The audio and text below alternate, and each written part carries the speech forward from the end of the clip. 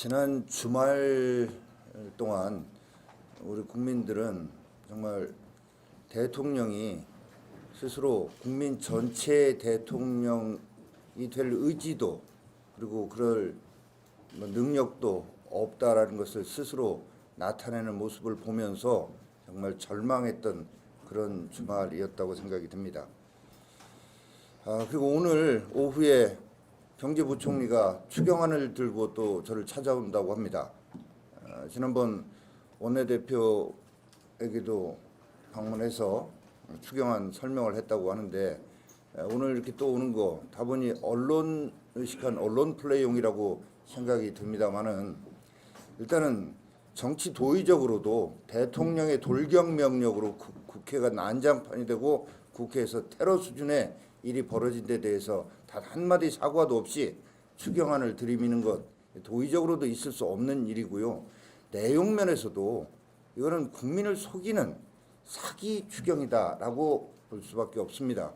이름은 재난재해 추경이라고 붙여놓고 실제 대부분의 금액이 총선용, 경기부양용 추경안을 가지고 와서 들이미는 건데 이 경기부양용, 총선용 추경 이거 내용 들여다보면 이 재정 효과가 전혀 예상되지 않는 추경 쏟아 부어도 경제가 살아날 리 없는 그런 내용이고요. 거기다가 더해서 대통령이 경제가 지금 성공으로 가고 있다고 하면서 왜 경기부양용 돈을 또 쏟아붓겠다는 것인가.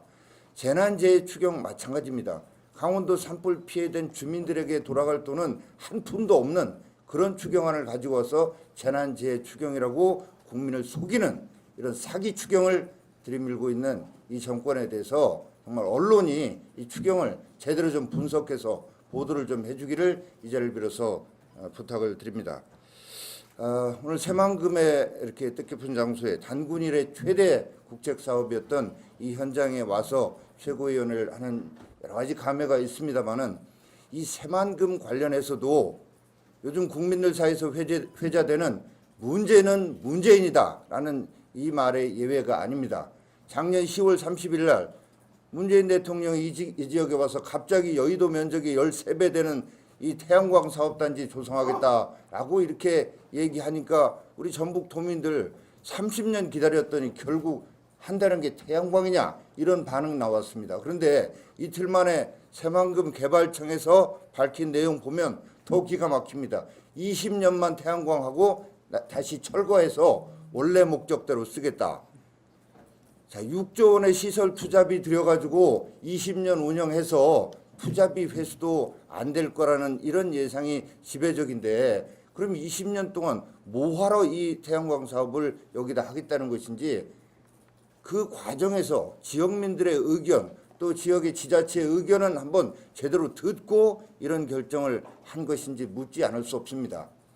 이제 나라 국민 경제도 무너져 내리고 있지만 전북 지역 경제가 무너져 내리는데 이 원인은 대통령의 잘못된 정책 고집 때문입니다. 이거 고쳐야만 전북 지역 경제에 살아날 수 있습니다. 이거 고치게 하려면 어떻게 해야 되겠습니까? 결국은 여론과 민심과 표로 심판해서 내 정책에 대해서 국민들이 이렇게 반대하는구나 하는 것을 느낄 수 있도록 해줘야 전북 지역 경제도 살아나고 우리 대한민국 경제도 살아날 것이다 라는 말씀을 드립니다. 이상입니다.